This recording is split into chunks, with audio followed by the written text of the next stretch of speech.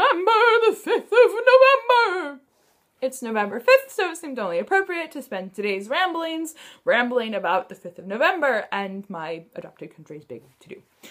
Many of us know that first line of the poem, or have heard of Guy Fawkes' name. The movie V for Vendetta made the black and white Guy Fawkes mask, like, hugely popular. I don't know how many of us actually knew what went down, though, or why we're remembering the 5th of November. So, here we go. The full poem goes, "Remember, remember, the 5th of November, gunpowder, treason, and plot. We see no reason why gunpowder treason should ever be forgot." And it serves as a reminder, and a warning, of the attempted assassination of King James I of England in 1605. But why did someone try to kill him, you ask? Let's move to 1570 York. A little boy named Guy Fawkes is born. Hi, Guy! His immediate family is all Protestant at a time when this is a very good thing. The Church of England was Protestant and was the official state religion.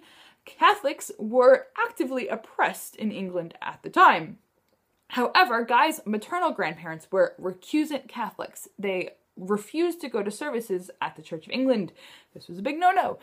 And when Guy was only 8, his daddy died.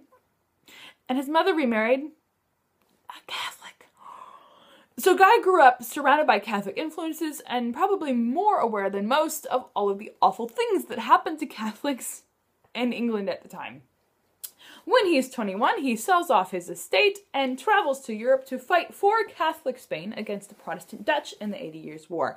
His military career takes off well, he's doing grand, and in 1603, he manages to get to Spain to petition the king, Philip III, for support in fomenting a rebellion in England against the heretic, James I. Spain and Britain are illegally at war at this time. Philip, however, refuses active support.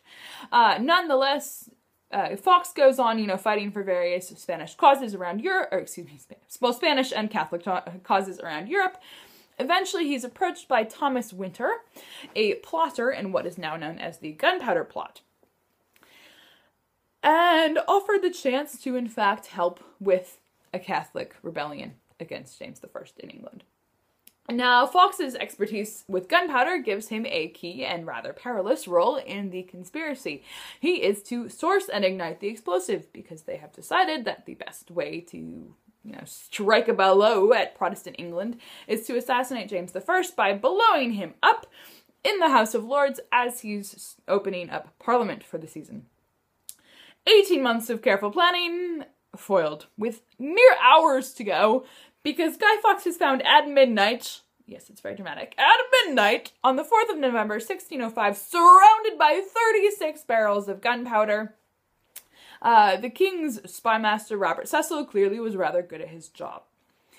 Fawkes is then subjected to torture for 2 days before he breaks. Now, at the time, torture is illegal. James I has to sign a special warrant saying, yes, please torture this guy and figure out what the heck is going on with this conspiracy.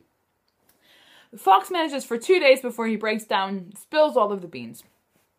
All the other conspirators are, of course, now in trouble. However, many of them escaped or were killed during capture, that kind of thing, so very few of the others were actually properly tried. This serves to be part of why we remember Guy Fawkes' names rather than the folks who actually started the whole thing or were the main masterminds.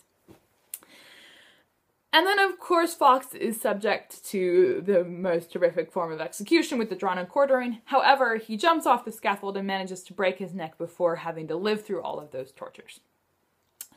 Today, the 5th of November is celebrated as Bonfire Night in much of the UK. We burn bonfires and have fireworks and throw effigies of Guy Fawkes onto the flames.